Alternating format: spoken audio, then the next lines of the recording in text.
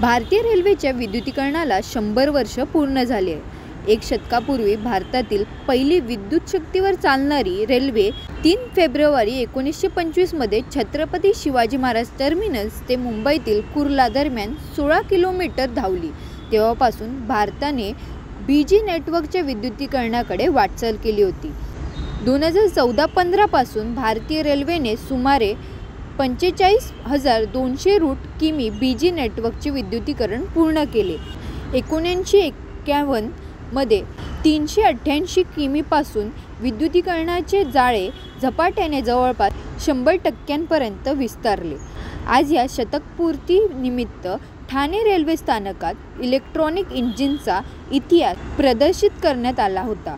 यानिमित्त ठाणे रेल्वे स्थानक येथे भव्य रांगोळी, जुन्या ट्रेन ते अत्याधुनिक ट्रेन प्रवास, रेल्वे मशिनरी इत्यादी प्रकारचे मशीन रेल्वेतर्फे प्रदर्शित करण्यात आले आहेत. भारतीय रेल्वेच्या या उपक्रमाला नागरिकांचा उत्स्फूर्त प्रतिसाद मिळाला असून या उपक्रमाद्वारे रेल्वेने प्रवाशांना जुनी ट्रेन, मोनोरेल, मेट्रो, अत्याधुनिक ट्रेन संदर्भात माहिती दिल्याचे स्टेशन मास्टर केशव तावडे यांनी सांगितले.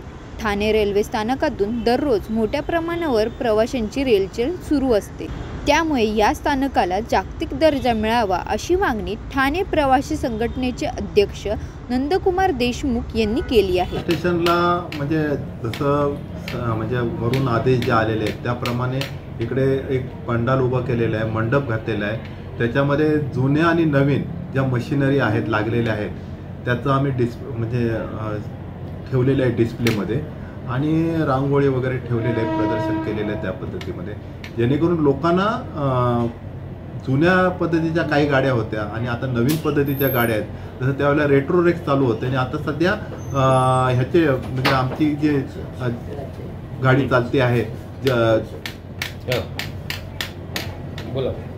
गाडी जी चालते आहे म्हणजे जी हाय स्पीड गाडी आहे त्या गाडीच्या बद्दल नवीन आहे.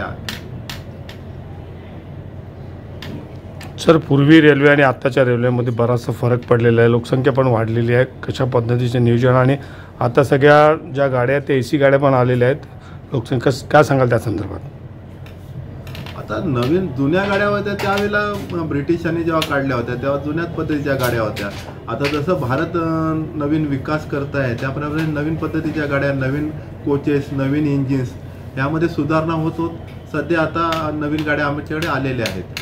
नवीन गाड्या येत आहेत परंतु क्राऊड कंट्रोल करण्याकरता जे इन्फ्रास्ट्रक्चर वाढवायला पाहिजे ते बऱ्याच वर्षापासून वाढत नाहीत आणि खोट्या घोषणा केलेल्या जातात. आज जागतिक दर्जा ठाण्याला मिळावा म्हणून किती वर्षापासून मी ऐकतो, फक्त घोषणा याच्याकरता जे अंमलबजावणी व्हायला पाहिजे ती होत नाहीत आणि ही आमच्या प्रवासी संघटनेची खंत आहे. सर, आज 100 वर्ष झाली आहेत रेल्वे स्टेशनला, रेल्वेला, आणि 100 वर्ष साजरा करण्यात येते ठाण्यामध्ये.